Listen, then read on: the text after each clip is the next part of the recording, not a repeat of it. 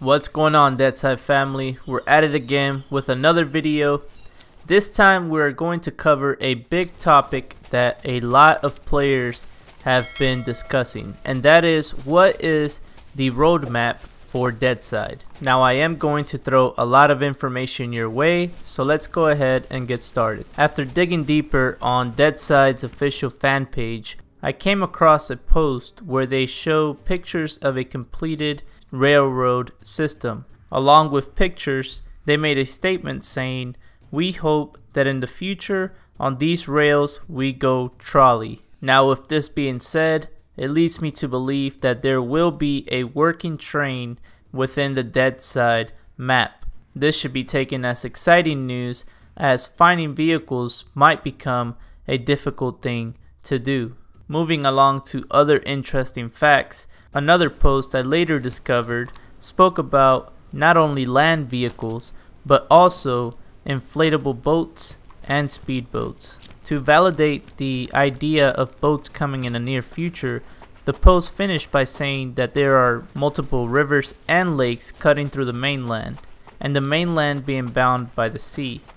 This also ends by saying that there are inhabitable islands, both large and small. There were also topics discussing things that most of us already know, such as the final map will be 225 square kilometers instead of only 25 square kilometers that we have access to right now. Another question that the developers answered was the question if Deadside would eventually go to consoles. Their response was possibly, but for now they're only working on the PC version of the game. The developers are aware that their game is similar to other titles that are very popular at the moment. They stated that Deadside was comparable to Far Cry, Rust, and Exile, a mode of Arma 3. A question was made asking if weapons would be something that you can craft, and the developer stated that you will only be able to purchase weapons from traders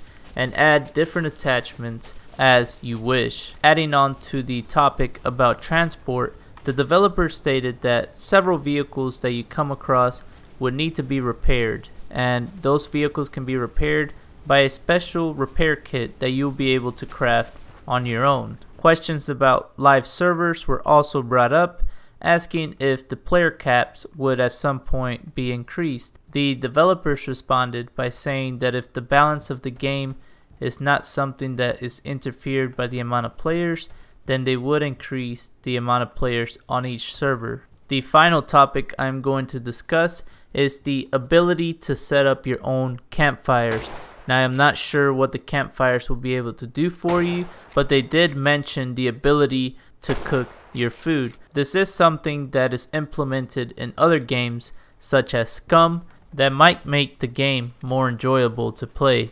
With all that said, guys, the roadmap that we all have been waiting for has already been discussed by the developers on their fan page. If I continue going, I could probably make an hour-long video, but I am not going to do that to you guys. Instead, if you check in the description box below, you will find links that I provided to every single post that I discussed today, and you'll be able to read what the developers posted themselves. With all that said, guys, I appreciate you watching this video, and I hope it was helpful to you in understanding where Deadside is potentially heading in the future. If you found this video helpful, please make sure to like and subscribe to the channel so that we can keep growing our community. Remember to stay safe, and I'll see you in the next video.